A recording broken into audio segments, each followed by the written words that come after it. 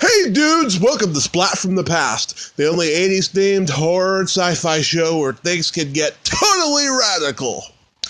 Now today, I will be welcoming the Cryptkeeper himself from the classic HBO horror anthology series Tales from the Crypt, John Kassir. Yes, I'm having John Kassir on the podcast today. It's been a long time coming. Been trying to have him on for almost 2 years now. He was a stand-up comedian and an improv comedian at first, and then he became an actor. He was also on the HBO sitcom First and 10, the football series, and he was also on a short-lived sitcom with Robert Hayes called FM, and he's done a lot of voiceovers. He was Buster Bunny in Tiny Toon Adventures, the second one, I believe, and he's also done Sonic the Hedgehog, Bobby's World, Buzz Lightyear, so many other cartoons. And he's going to be at Horror Hound Weekend in Cincinnati, Ohio, March 20th through the 22nd. And I can't wait to have him on. It's going to be awesome. I've met him at a couple conventions. He's a great guy. So, here is my interview with John Kassir. What's up, Tommy? What's up, John? Welcome to the show, finally. Are we on live? We are pre-recorded. Or are we on dead? We're very much alive, but we're pre-recorded. Fabulous. It's such a great honor to talk to the voice behind the Cryptkeeper. Thank you so much for taking the time today. Oh, my pleasure, man. My pleasure. What's going on where you guys are at? Well, after like 3.5 weeks of sun, we're starting to get fog, and they say there's going to be rain later. Remind me where you're located, Tommy. Redding, California. Oh, there you go. You're not that far up. We're getting sunny down in LA, in the Malibu area, and everybody's staying inside. Yeah. Nobody wants the corona virus. I hope it blows over by May so I can go to Monsterpalooza and the Hollywood show. Oh my gosh! I'm scheduled to be in Seattle for Crypticon? in April, and if it doesn't, they've had more cases there than anywhere right now. So, but how do we get on this? I know it's no laughing matter, and hopefully we won't run out of toilet paper at Costco. It's so funny. People are like buying water. I was like, dude, they're not going to shut off your water because of the coronavirus. It's not a hurricane, It's like, yeah. It's weird. It's really weird. Yeah. I guess it's better to be prepared for some people. I get it. I support them. Anyway. Yeah, absolutely. So, going back in time, did you fall in love with acting and performing early on? Oh, yeah. I've been doing it since I was a kid. I mean, I used to entertain all the kids in my neighborhood with my basement circuses, Mm-hmm. I'd charge a penny to get in and 5 cents for the candy that I bought for a penny. Kind of like the movie theaters do today, making all their money on the candy. But and I'd pretend to be on a unicycle, and I'd pretend to be on a tightrope, and I would do puppets over the my mother's laundry on the line down there, and entertaining all my friends, and I stuck with it all through school.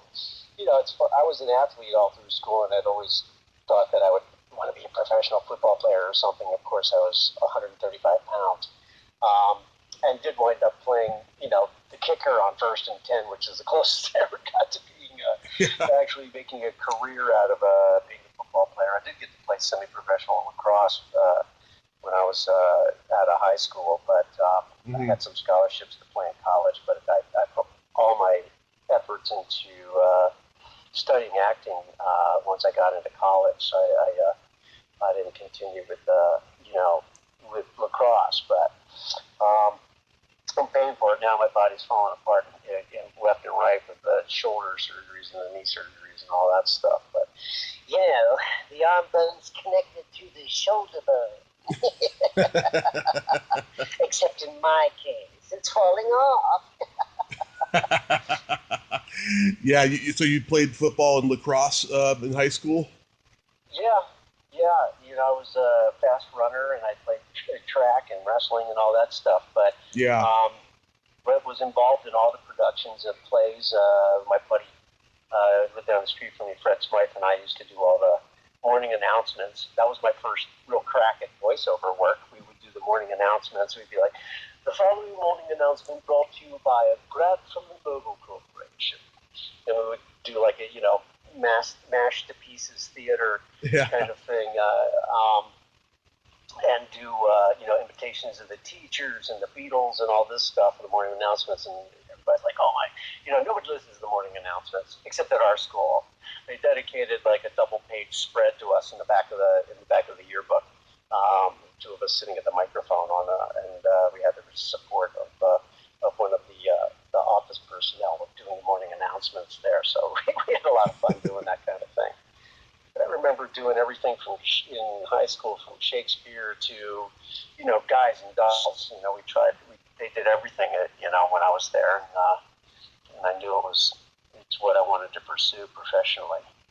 Yeah, I did football, wrestling, and track and theater in high school, and I quit doing wrestling after sophomore year because it was just too much commitment in the wintertime with the winter musical of our school. Yeah, too many guys' balls in your face, too. That's never fun. No, it's not. Unless you live in San Francisco. That's where I lived.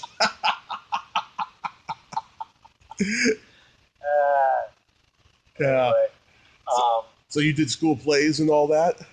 Oh yeah, everything. We would do the talent shows. My buddy would wheel me out on a dolly, and it would be like a 3-in-1 machine. We'd do like the, like Burns and Shriver, kind of routine, or Martin Rowan kind of stuff, and we were just had a blast doing it. It's funny because when I was younger, I wasn't a very good student, and they didn't really know why, because I wasn't a stupid kid. I was a very smart kid, but at the same time, I just couldn't grasp stuff. And later found out that it was because I was dyslexic, which really they didn't know what that was when I was a kid.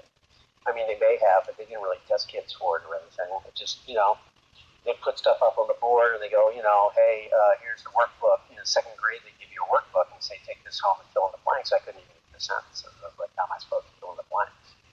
So, of course, they're like, oh, your son's lazy, he's disruptive. Of course, I was disruptive because you want to participate somehow and feel like you're not like an idiot just sitting there in the corner staring at the wall, Yeah.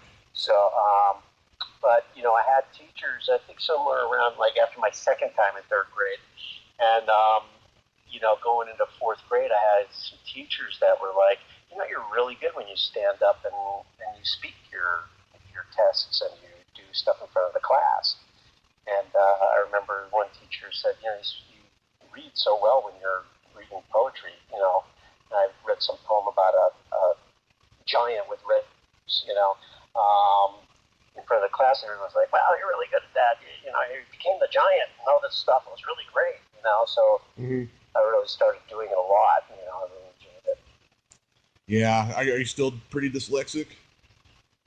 You overcome it over years. I mean, I'm not as severe as what I know some people to be. I mean, I know some people that I've worked with where they actually need to have things written like on big cue cards and really big letters, so that they can remember it in the proper order. They may not even need the lines; they just need like the first word of each scene or something. It's like, I've had problems where when you work on TV shows, a lot of times they don't give you much time to learn it. They give it to you, they change it the day of, and that kind of stuff. And you may have like a page of stuff to say, and I know what I'm supposed to say. I even know the lines, but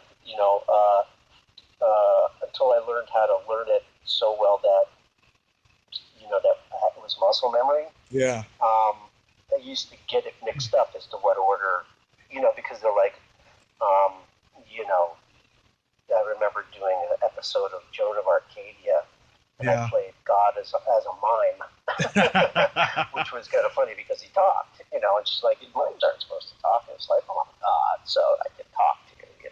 Yeah. But they had like this one-page scene, a whole-page speech that I had to reel off that was about everything she'd experienced up until then and what it all meant. And trying to remember in what order it was and that kind of stuff was really hard. And so I was like, okay, if you change it over the weekend before we shoot on Monday, please send it to me because I have to learn it. I want to be able to nail it for you, that kind of stuff. Yeah. And they sent it to me with some changes, and I learned it. And of course, I showed up, and then they put it in front of me again just before we shot, and said, "Here, we changed it again." And you're like, "Well, crap." No actor. I don't care whether you're dyslexic or not. Sometimes unlearning what you've already learned is harder than relearning something else. But it hasn't seemed to slow me down. In terms of what I do for a living, but it certainly helped make me make the decision as to where my talents were and why I became an actor.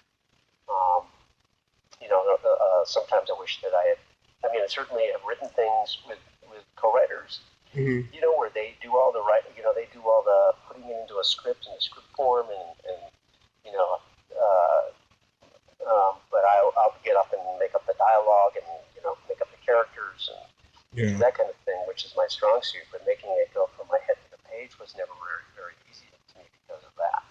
So, but I'm sure that probably if I worked hard enough at it, and there's certainly better writers than me.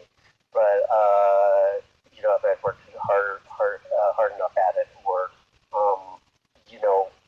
hadn't become so intimidated by that aspect of it, I might have actually pursued writing as a bigger part of my career. When you have an imagination, it's everybody's like, "Oh, I have this great idea for this thing." It's like, yeah, but see how well you take it and you put it onto the page, so that everybody can see what you're seeing, and then see if they like it, and then see if it's something that they can sell, and then see if it's something that they can make into a movie, a TV show, a book, whatever, a play, that kind of thing. I always loved doing plays because of the amount of rehearsal time and how much time you spend not only working out the dialogue and learning it, but also when the better well-written something is, the easier it is to remember, and the easier it is to speak it, because it's trippingly on the tongue, as Shakespeare said. But it's I just always enjoyed that, and that's really where I started my career. But you find out quickly, you don't make much money. It's a really hard way to make a living, and after bouncing around in theater for a number of years in New York, I made more money street performing than I ever made in a theater, even though I worked. Wow. And then I started doing got a show, off-Broadway show that was a big hit off-Broadway called Three Guys Naked from the Waist Down. I don't know if you ever heard of it. It was a hit off-Broadway. It was about stand-up comics, and there was think Dreamgirls musical. Think Dreamgirls, but stand-up comics. And starred myself along with Scott Bakula and a guy named Jerry Coker, who wrote the piece, who had come out off doing Pippin and Chorus Line and some other shows on Broadway. And it was a big hit, and everybody, because my character was this dark kind of suicidal Andy Kaufman-ish type character, people assumed that that's what I did, that I was this dark comic. And so I got asked to do Star Search as in its first season. I'm like, you want me to come on the Star Search as what? As a singer? I said, I can sing. I'm doing a musical, obviously, but Sam Harris was on the show at the time. He was killing it. I was like, I can't sing like Sam Harris, They're like, no, we want you to come on as a stand-up comic. And I'm like, well, I'm not really a stand-up comic, right? It's just a part I'm playing. They go, well, you can win $100,000. I'm like, fuck, I'll do it. I go, have you seen my act? I'm working on it tomorrow. I went on and I won. So it's like the next thing I know, I'm opening for locations in the Four Tops on the TNT tour, Wow. and I, opened for Rodney Dangerfield and his club, and I opened for Richard Belzer, and I opened for Lou Rawls for 5,000 people at Michigan State. I opened for all these different acts,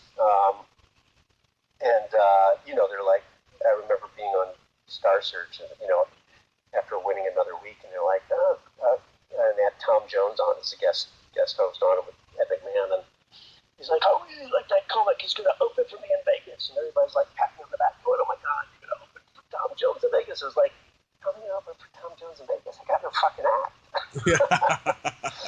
So I got my ass in the clubs and started working up. As an opening act, you had to start with a minimum of 20 minutes, and I had the bits that I had been making up on the show, and I had done sketch comedy, and I grabbed some of my bits from there, and that kind of thing, and I put together this act, and eventually put it into an hour and a half headliner act. Yeah. But and I did stand up. I mean, this was the time when when everybody was just starting to hit, where it was Jerry Seinfeld or Bill Maher and Sam Kinison and Andrew Dice Clay. All these guys were hitting it at that time. I had more fun sitting in the back watching these guys work than working on the stage myself. But and everybody was like, "Oh my God, you're so good. Why don't you do this full time?" I was like, "Well, I'm an actor. That's why these guys had so little stage time compared to me. I had been on stage almost my whole life, and so getting up in front of an audience, especially, it was easy compared to street performing. Trust me, street performing, trying to get attention from an audience is not an easy thing. So, but it wasn't ultimately, I wasn't one of those guys that could come up with different stream of consciousness things every week. The way I admired those guys. It was more like I built on the same act until it became a one-man show. Yeah. And I launched my own kid show off of that on the USA Network, and I did a number of sitcoms, and but more and more as Tales from the Crypt happened and that kind of thing.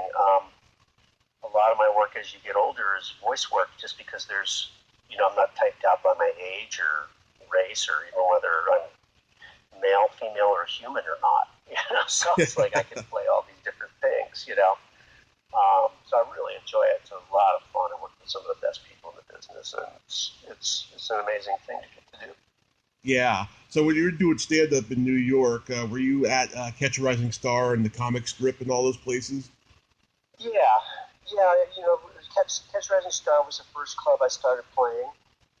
Actually, because I had opened for Richard Belzer. He was like, "Hey, babe, come on in here, man. I'll get you set up there." And I played. There a little bit, but I almost immediately after that had moved to LA. I had gotten my first series, First and 10, on HBO. That was their first series that they had on the air. I got my dream of playing a football player. I was the kicker on First and 10, so that was a lot of fun.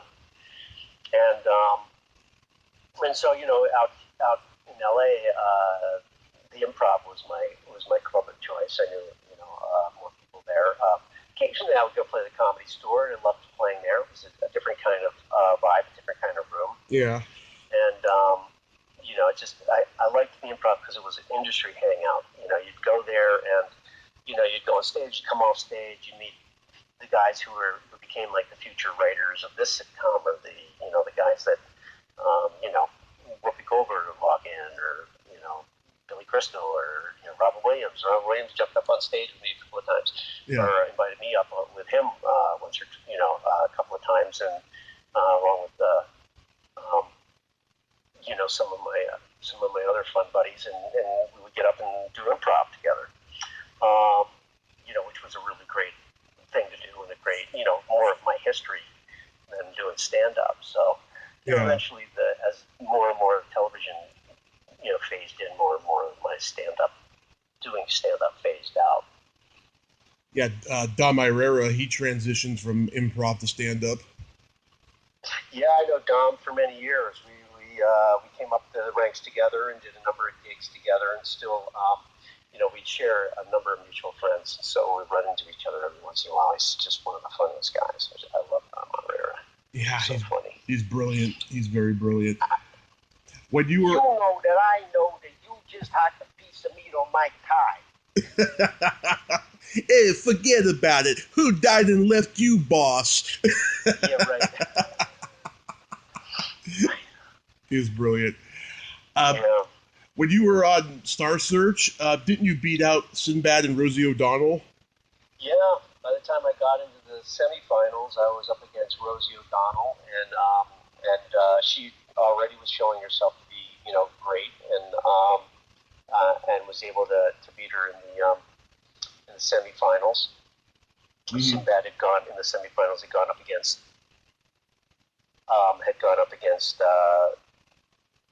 Ken Ober. Oh, who I loved. He used to be on MTV. Sadly, he's no longer with us. Died way too young. What a sweet guy, though. I mean, I loved him. He was such a good guy. And so then I wound up against Sinbad in the finals. And I think out of the 7 judges, I got 5 or 6 of the judges voted for me, and I won. Yeah. And then great. What a great opportunity. And then Sinbad went back and he beat Rich Scheidner because Rich told me. Well, Sinbad wasn't on the show anymore after that. He probably beat Rich earlier to get to the semifinals. Yeah, that's right. Once you get to the finals or whatever, you're done. But that's right. It's like, didn't Sinbad win? It's like, no. John Kassir beat Sinbad, and it's funny. I ran into Sinbad about a month ago. We were in the airport, both on our way somewhere or other. Yeah. I hadn't seen him in a long time. I caught up. Talk about a sweet guy. There's another sweet guy who's, made a nice career for himself. Very talented, and obviously likable. Obviously had star quality. So it was kind of nice to be able to get up there and it's weird because as a performer, you don't think of yourself as competing on stage. It's more like, yeah, you compete for the part when you're going after the part, but it's like, so it was kind of an odd thing to compete. It's like, I mean, obviously comedy's subjective and that kind of thing. It really just had to do with how well you took 2.5 minutes and were able to entertain people in that 2.5 minutes. And having spent, a good part of my life on stage in front of people, I knew how to take 2 minutes and entertain people fully and have them get a sense of me at the same time. Not easy to do in 2.5 minutes. Yeah. So a lot easier to do in 10 minutes or in 5 minutes, but 2.5 minutes. I mean, really, what can you know about somebody in 2.5 minutes? Yeah. When I started doing stand-up in 2006, oh my God, I'd be auditioning at certain clubs, or I'd be doing these contests and stuff, and it's like I can't do 5 minutes. I need to do more than that so they know who I am. Yeah, well, ultimately, you try to grab them with five funny minutes, and to be funny, and then the clubs can see that you can do it, and they give you more time. But it's when I started moving from sketch comedy and street performing and that kind of thing in New York to try my hand at stand up, I would go play some of the dumpiest little clubs in the corners in Manhattan, and they didn't know who I was or anything, so you had to show up there at 5 in the morning to get on the list or whatever, and everybody fight over the list, and all of a sudden you're like, wait a minute, I was the first one here. I wound up with a 2 o'clock spot. How did that happen? And you're like going, I don't know if I can do this. And then you go on at 2 o'clock finally, when all that's left is the owner of the club and maybe 3 people, and the owner of the club's like, damn, you're good, man. I'll have you in my club. He goes, you know what? I don't pay anybody. I'll pay you to be in my club. You're like, okay. $7, but, yeah. Whatever. But, so it's that was a club called Good Times. I can't remember the name of the owner at the time. He was a sweet man, but so long ago I can't remember people's names that far back. But, that was just an opportunity for me to work my stuff so that when I went, over to Catch Rising Star or whatever, or on the Star Search or that kind of stuff, I had worked out at least a few bits where I could get out in front of an audience and do it. Yeah, it's a tough racket, but it's really rewarding, and it gives you a high that you don't get that often in other areas of entertainment. Right. You know? Right. It's different for sure. I mean, in a lot of ways, I kind of found street performing the more exciting venue just because anything could happen. You know, in stand-up, you're pretty much in a closed room, and of course, you know, unless you're jumping all over the tables like Robin Williams or something, you know, it's like there is opportunity for improv and things to happen and people to say things, but on the street, that's pretty much what your act is. You know, your act is pretty much based on that. So it's, you know, a whole different ball of wax, you know. Yeah. How was the overall experience of working on First and 10? First and 10 was awesome. I mean, we had a great time. I got to meet some of my favorite, you know, football players. First of all, Right. I mean, right off the bat, I think the first day I was shooting with O.J. Simpson, and they had Joe Namath on the show, and as a guest star, they had Joe Montana on the show. And then over the years, I just met like so many different, you know, great people. And, you know, wound up being, I mean, I was supposed to do 2 episodes, but I made them laugh so hard, they were like, I wound up on the show for 6 years. And they shot during the summer, so it didn't stop me from doing, you know, being on, you know, getting a pilot as a network pilot. Yeah. In the, you know, winter, spring, shooting during the summer on First and 10, and then if the other show got picked up, I got to shoot that in the fall. So, you know, during the 6 years I was on First and 10, I did multiple other shows.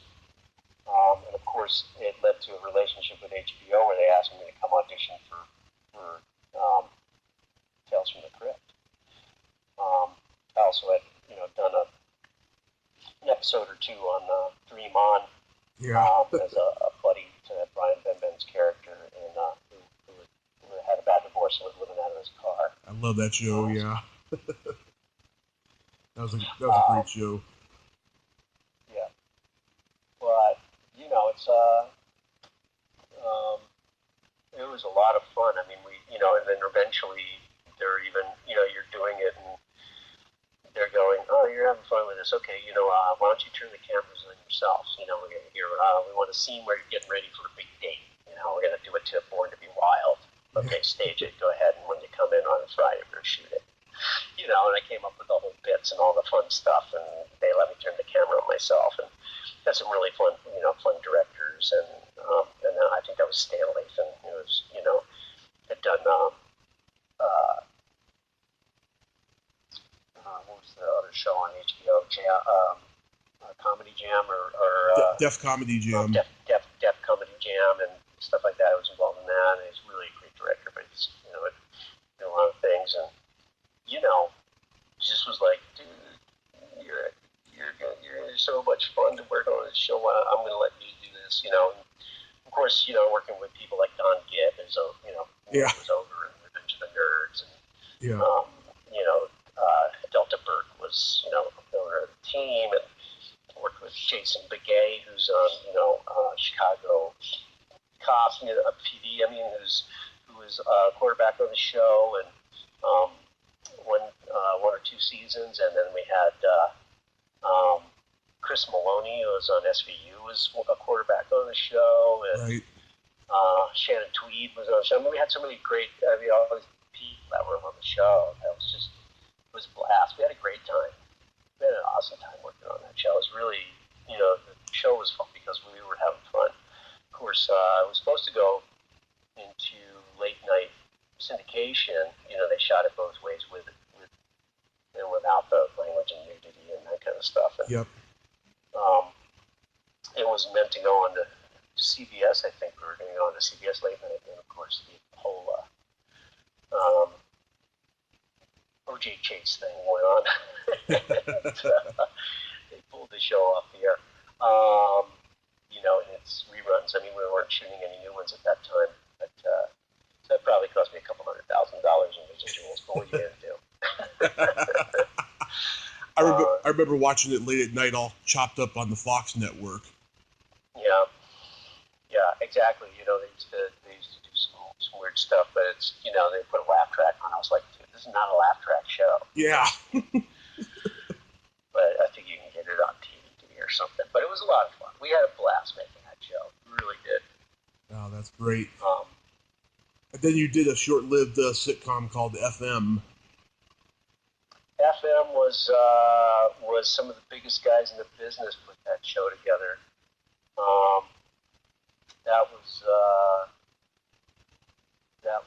That show was starred myself along with Robert Hayes of Airplane fame, and of guy. course Patricia Richardson from Home Improvement, and Delane Matthews and Leo Jeter and Fred Applegate, big Broadway stars, funny guy. James Avery, who's no longer with us, and Lynn Thigpen. Lynn Thigpen, who's no longer with us, sadly. I mean, really greats, though. You know, I mean, really great people. And it was about a radio station on the Georgetown campus, kind of like a KCRW, which we have here, which is public radio. And but this took place on the Georgetown campus, so it was also had was kind of politically charged at the same time, which was kind of fun. And my character was based on Harry Shearer, who had his show The Show on KCRW. He was, he used to make fun of the president and stuff, and I played this very kind of strange, savantish guy, similar to my character in Three Guys Naked. But great character who's very funny behind the scenes, you know. When you saw him in his booth doing his stuff, it was just, amazing. But we had a lot of fun doing that show. And that was on. We did 2 seasons of that show, and it just never got a good time slot. We had a time slot after Cheers, and it was doing really well. And then that time slot had been promised to Wings when it came on the air, and so we got moved. I think after Night Court or something on Wednesdays, whatever it was not the right show for us to follow. We had a much more highbrow show like Cheers. It wasn't, goofy and slapstick, Yeah. And it just didn't hold its spot when they moved it. So it was sadly. Otherwise, it probably would have been on a long time. Very, very. It was Alan Burns who had created Mary Tyler Moore and Lou Grant and all those shows and it's funny.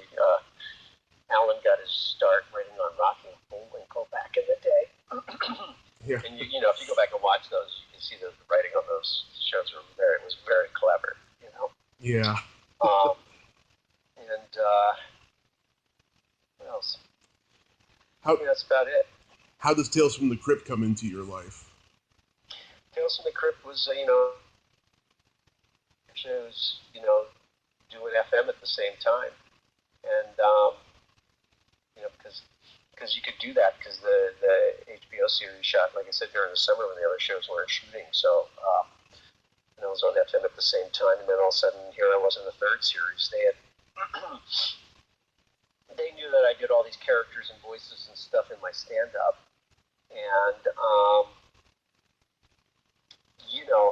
cast director who's casting for HBO, said, hey, want to bring in John, this is totally up his alley. They need somebody who's an actor, who can be funny, and also great voices, and, can bring this character to life. And so they invited me down to Kevin Yeager's studio. The initial audition was in his studio where he was making the puppet. And he just had like a boombox with a microphone where he was recording on a cassette tape different voices for it. And, I went in there and saw what the puppet looked like. And I collected the comic books as a kid, so I kind of knew what the tone should be. Mm-hmm. As far as what voice I was going to do, I wasn't really sure yet. But when I showed up and I saw this puppet with all these rotting teeth and holes in his throat and stuff, I came up with this, really crackly kind of fun voice for him. And Kevin was just loving it from the moment I started doing it. And he, next day he had me doing it for the two biggest guys in the business, Joel Silver and Dick Donner, in their office. And, they offered me the job on the spot. So it was kind of like, that's how I wound up doing it. And of course, from there, I got the best voiceover agent in the business, and I'm still with them after all these years, TPN. They were originally the ICM voiceover department at that time, and became independent, and they still handle the ICM clients as well. But that became my place. Wow. Yeah. And HBO had just ended another horror anthology series called The Hitchhiker, which was a Canadian show, and it had huge name guests each week. Was that HBO or was that Showtime? It was HBO. It was on for about 4 years, and then it went to USA Network, where it just was not the same anymore. They couldn't get big names, so they got like really obscure Canadian and French actors on there, and it only lasted like a season. Yeah, but it was HBO. Yeah, and that show that show could be darkly funny too, but it was more rooted in like French New Wave, whereas Tales from the Crypt was more mainstream. Yeah. Dark and macabre. For sure. I mean, and nobody really thought that it was going to be, but in fact, I had dinner last week with Bill Adler, who was a longtime producer and writer and director on one of the. Also worked many episodes as a writer and director on Tales from the Crypt, and he was telling me how they almost didn't, HBO didn't want to pick up the show after the first 3 episodes for me because they were so expensive. Mm-hmm. And they didn't know how they were going to make the show. And but Gil had been working on stuff like The Hitchhiker and Freddy's Nightmares and stuff like that, and so he knew how to make the show cost effective. Mm-hmm. And so he did, and the show wound up on for 7 seasons, 93 episodes, I think. Which is. That was, especially back then, and now even more, it's just unheard of for a cable network. Yeah, did they want to go longer originally? No. Like I said, they were going to cancel it after the first 3 episodes. Wow. Yeah, no. They in their wildest dreams never would have made 7 seasons of Tales from the Crypt. They didn't do that with any cable show. So it's just not cost effective to them to do that. So, but this show just kept going. In fact, we were, when they did it in England, it was, they wanted it there. They started to show it there, and then, it was also a good way to be able to afford to do it. Yeah. Did you like the 2 movies they made, Demon Knight and Bordello of Blood? Yeah, I loved them. Bordello of Blood is more like a long, Tales from the Crypt episode, which is actually was co-written and also directed by Bill Adler.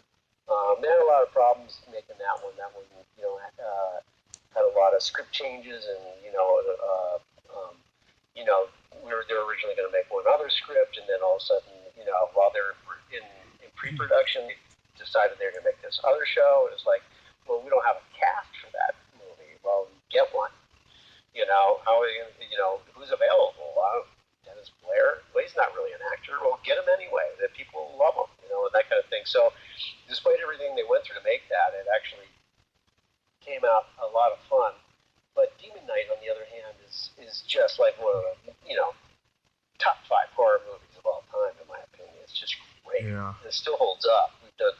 They do so many screenings of that movie, and very often I get invited, and I'll go there, and Ernest Dickerson will be there, the director, and that kind of thing. He'll tell stories about how he was able to get the cast he wanted, and all these different things. And it was a pretty amazing movie.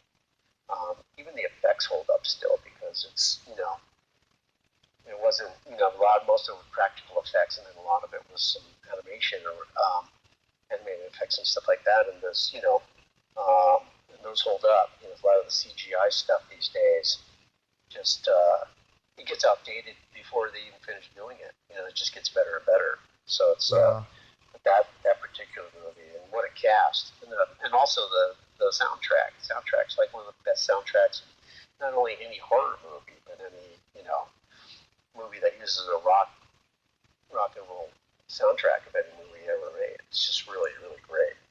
Yeah, and I just recently found out where the name Bordello of Blood came from. It was the name of a script Robert Zemeckis and Bob Gale wrote in the 70s. Right, that's where they got that script from. It was kind of like something that they were working on, and and they were like, "Well, what do you got?" And go, Zemeckis has the, and he was, as not everybody knows, but a lot of people know he was one of the executive producers of Crypt as well. So, he brought that one up, and they were like, "Yeah, we can work with this. We can work with this," and they put it together. Yeah, I heard there was a lot of tension between Corey Feldman and Dennis Miller because Dennis used to make fun of him in his stand-up. I have no idea. I never heard that, but I wouldn't doubt it. Yeah. When everybody made fun of Corey Feldman, but they still are. Corey owns it. I'm sure he owned it. I see Corey at conventions. He's a sweet kid. Well, he's not a kid anymore, but he always was a sweet kid. And it's those kids. It's tough growing up a kid in this business. Especially I mean, I worked with some of the kiddiest of the kids. Whether it was Amanda Bynes or Corey or these people, but I don't really know Corey, and I would never say a bad thing about him. And his fans, especially, love him. And all I know is I never tell parents that the entertainment industry is a good place for your kid. Yeah.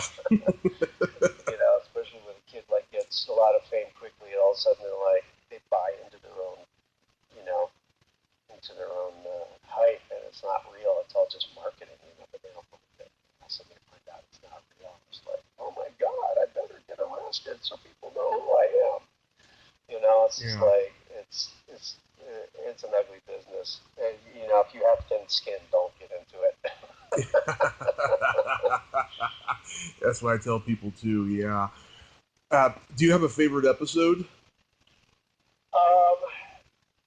There's a number of favorite episodes of mine. Like I said, I collect the comic book, so there's certain ones I gravitate towards that have more of the feel of the comic book that are classic Tales from the Crypt episodes. But then again, the way the one or two of them were directed or acted, or who was in them, really wound up making them the best. And three of my favorites. I mean, certainly I always loved them after his death, which was not the first episode made, but the first episode shown, with William Sackler playing the executioner in the prison. And Walter Hill directed that episode. And Walter Hill is 48 Hours, Dreamscape, and all these great movies and stuff. And here he made this awesome episode. Got Ry Cooder to do the music for it. It's just such a stylistic episode. It's so good. The first three episodes are all great. The one that Dick Donner did with Joey Pants, Dig That Cat, He's Real Gone, is really awesome about the guy with the lives. And certainly Bob Zemeckis' episode of All Through the House is probably the one that people tell me is their favorite more than any other episode. Mm-hmm. I think it must be something twisted about mixing Christmas with horror. Of course. But, that one was done. That was definitely right out of the comic book, and that one was done, of course, in the 70s, 3-episode movie where Sir Ralph Richardson, Cryptkeeper. And, But truly one of my big favorites, again, directed by Gil Adler, was Death of Some Salesman, because Tim Curry was just so amazing in it, where he played the mother, the daughter, and the husband. Yeah. And the father. It's like he played this grotesque family, played all the characters. And Bigley Jr. is like a vacuum cleaner salesman trying to pull one over on him. It's classic. Um, yeah, all what they classically do to London is unbelievable. But it's just an amazing episode. Of course, I loved Oil's Well That Ends Well, which is the one episode that I starred on camera in, along with Priscilla Presley and Lou Diamond Phillips and Wow. Alan Ruck Yeah. and Rory Calhoun, the Cowboy star, was in it. Yeah. Noble Willingham, another guy who's not with us any longer. But, you know, I mean, it was really, really a lot of fun to shoot that. They kept wanting to put me in an episode for seasons and seasons, but, I mean, I was really, really busy, which was great. But once I wound up, available towards the end, it was supposed to be the last episode, actually, of the series. And then they wound up, getting picked up that seventh season that they shot in London. But those are some of my favorites for sure. Yeah, I mean, if you go back, it could change. I mean, as you watch Tales from the Crypt, all those episodes. You go back and watch them, you go, oh, I forgot about this one. This one's awesome. It's just good ones. And so many great stars. And then there was all these British actors who, even before they went to London, started popping up in these shows that were relatively unknown by us here in the States. Ewan McGregor and Emma Samms and what's his name from Reservoir Dogs? Tim Roth. Tim Roth. Yeah. I mean, all these great actors that showed up. Brad Pitt. Nobody knew who Brad Pitt was when they did the Tales from the Crypt episode. Yep. Great. So it was of course, then there were also people who were getting a chance to. He's like, well, how are you going to get stars on the show? Well, first of all, they're getting to work for Joel Silver, Bob Zemeckis, Walter Hill, David Giler, who produced Aliens, and Richard Donner. These are the biggest guys in the business. Why wouldn't they want to work for them? And secondly, even if it's for scale, secondly, they get to do something they don't normally get to do. If they're a serious actor, they're getting to do comedy. If they're a comedic actor, they can do something serious, or even direct.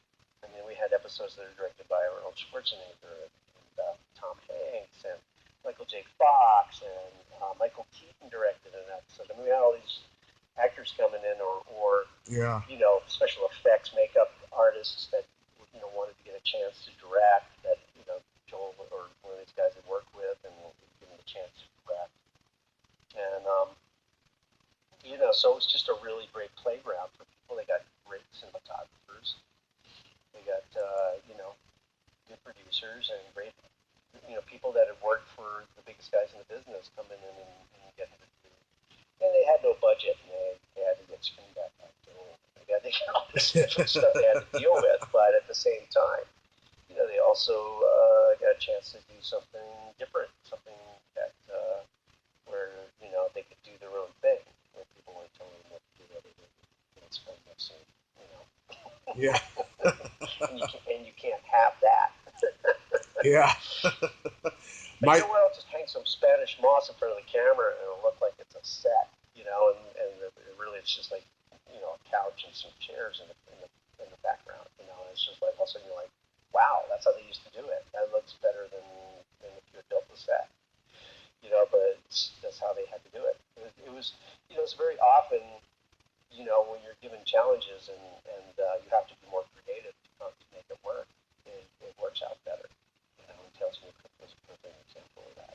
Just putting the best people you can get together to, Yeah, one of the reasons why it's difficult to get it on the air today. It's an expensive show. The hardest thing we've been able to do is keeping it pulling us back has been the rights.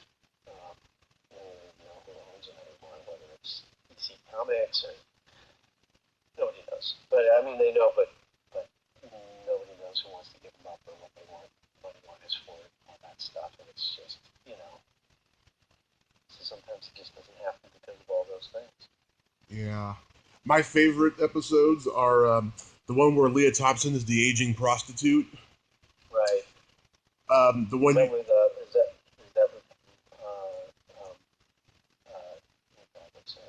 Jeffrey Tambor? Yeah, I think Jeffrey Tambor's in it. Yeah. I haven't seen it in a while. The one you mentioned with Tim Curry.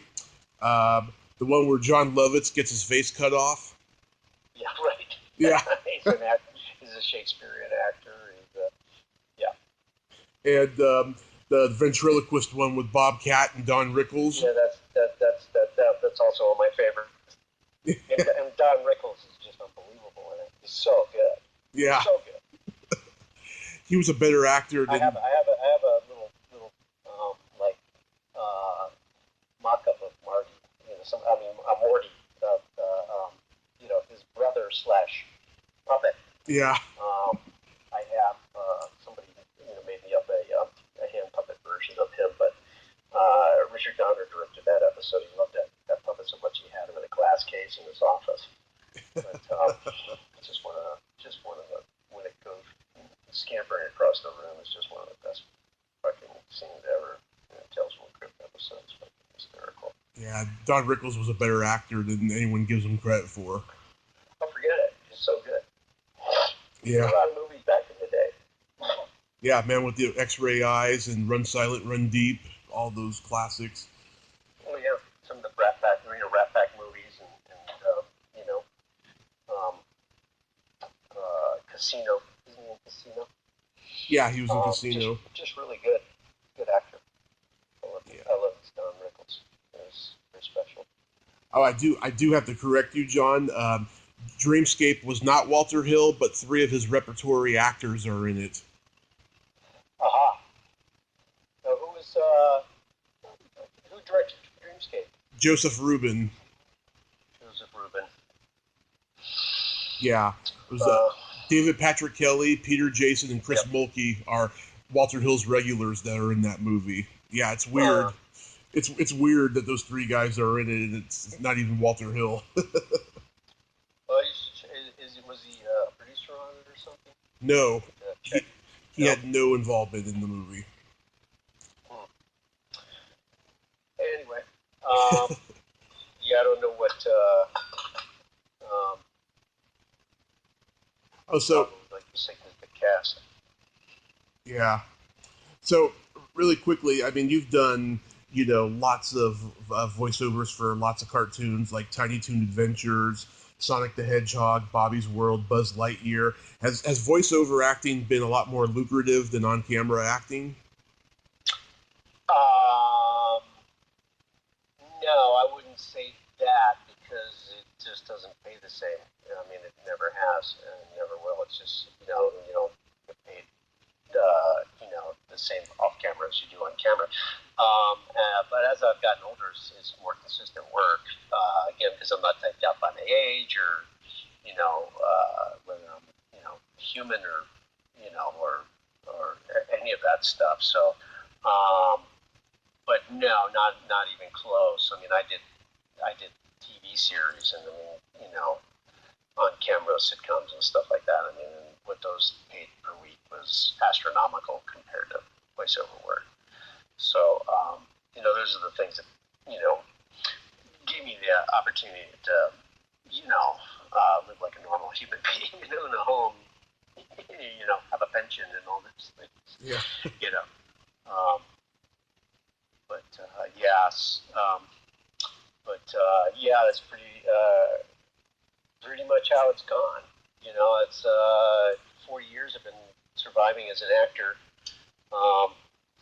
Starting in 1980 with my first off-Broadway theater gig, which paid $175 a week, and even in 1980 that was a very little money to live in New York.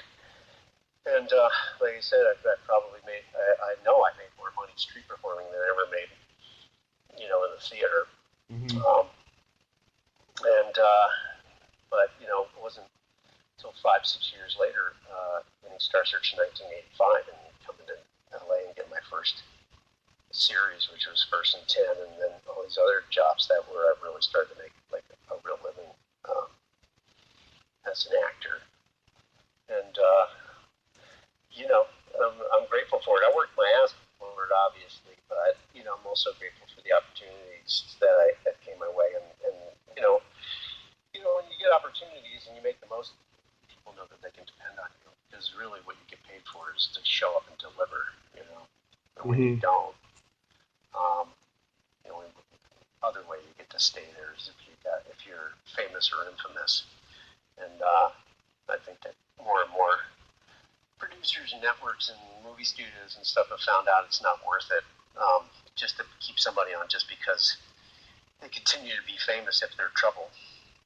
Yeah. There's plenty of actors, famous and not famous, that can make you money without having to deal with, that kind of bullshit. So yeah, I've interviewed a lot of actors that are just so bitter about how things turned out for them in Hollywood, and there's two I can think of at least who are in Oregon right now. Oregon is apparently the place to go where actors die. They're doing theater out there, and they're just not happy.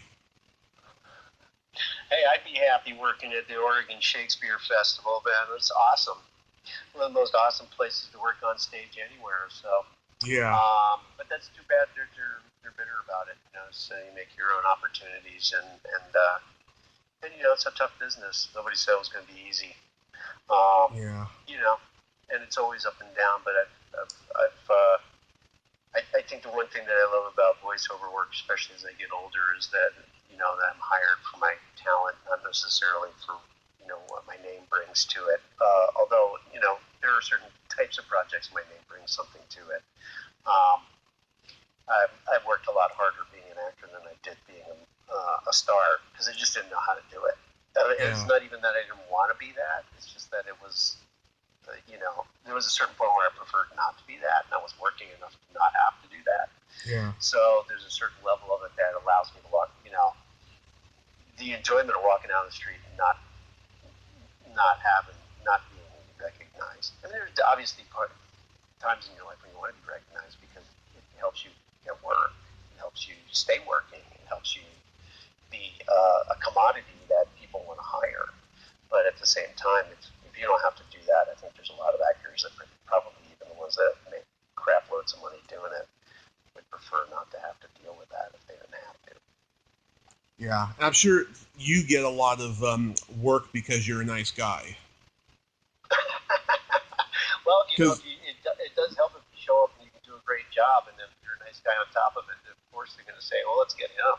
Well, we got to deal with that other guy for, it's just like, but, nobody's going to hire you just because you're a nice guy. They certainly want you to show up and give them the best that they can get. Especially in voiceover work, most of it's based on scale, Yeah.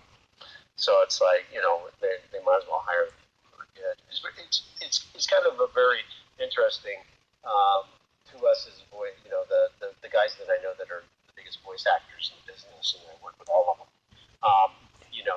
Just to watch something get stunt cast, for those people who don't know what stunt cast is, that means they try to get the most famous person in the role that they can get. And very often they just hire people that aren't really that good at it because of their name, and then they wonder why their project flops. Yeah. And it's just like, it's not about that. And it may be about that for marketing, but certainly the kids don't care. They don't care if Brad Pitt's Sinbad. It's just like they don't. And not that Brad was bad, because I'm sure he wasn't. But then you can get somebody who's famous and great, like Tom Hanks and Tim Allen, from Toy Story. They're so freaking great. Mm-hmm. Or or Jack Black in the Kung Fu Panda movies, or whatever. There are people who are really good at it and have a name, and then there are people who are just really good at it. And a good example is the entire cast of The Simpsons. Mm-hmm. In a single one of them that doesn't care whether people know who they are when they walk down the street. But they certainly have made great careers for themselves. And I know that some of them probably would prefer to get to do other things, and they do get to do other things, but more on-camera stuff. And Dan Castellaneta is one of the funniest actors that I know. Yeah. And I'm sure because he's Homer Simpson, he doesn't get as much chance to do on-camera work as he'd like to do, or on-stage work. He's been a butt for years, and he's just really an amazing, actor. We did First One Jim for a number of years together, which was just really a hysterical show. We had a time.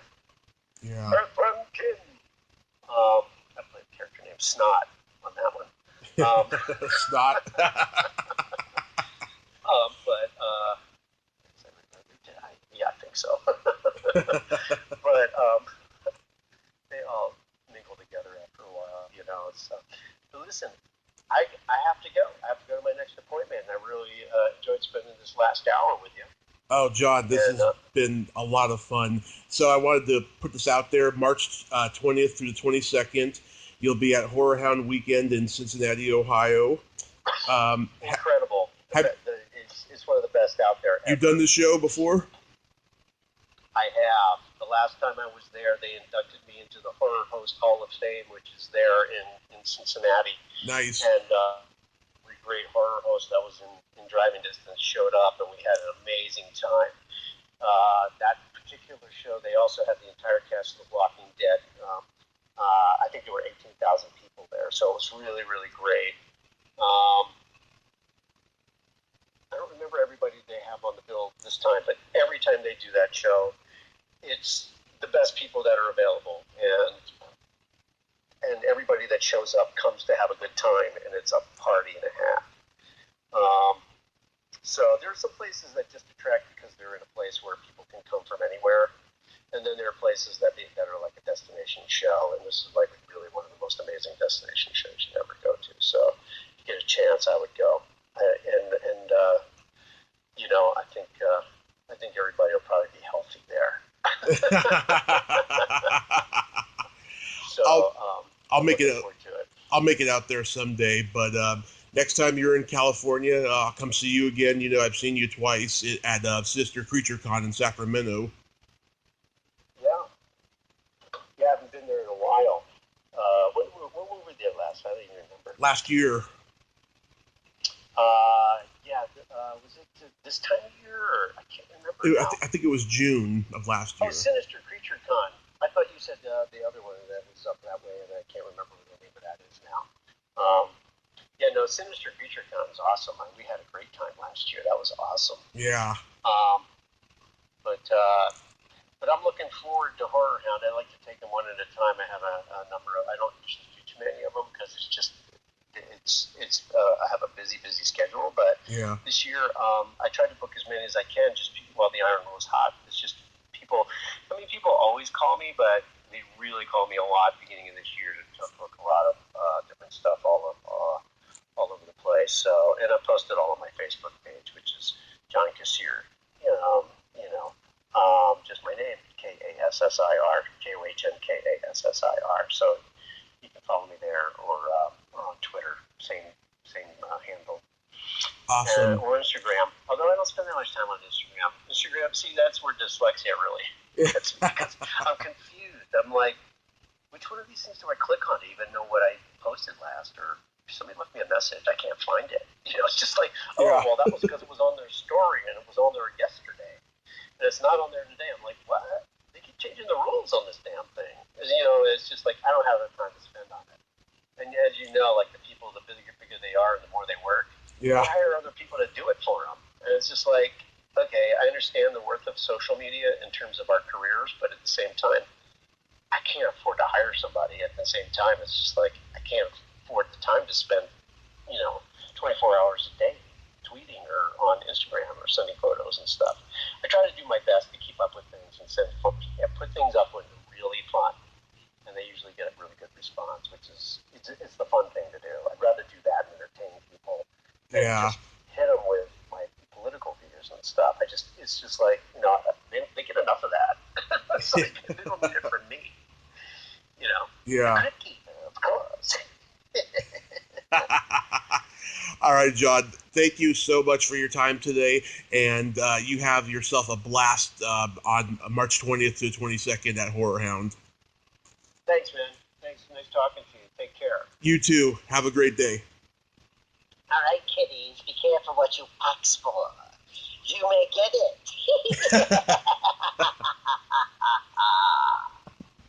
See ya. See ya. Well, there you have it. John Kassir. Ain't he a cool dude? Oh, that was great. He's doing the Cryptkeeper voice. That was just so awesome. I like the guy. He's a great guy. Great stories. If you like this video, everyone, please subscribe to my YouTube channel, add me as a friend on Facebook, join my Tommy Kovac comedian page on Facebook, follow me on Twitter and Instagram, and all that fun stuff. Well, that's all the time we have this week on Splat from the Past. Until next time, this is Tommy Throwback Kovac saying, there's no shame in living in the past, because the present sucks. Later, dudes! Sorry, John.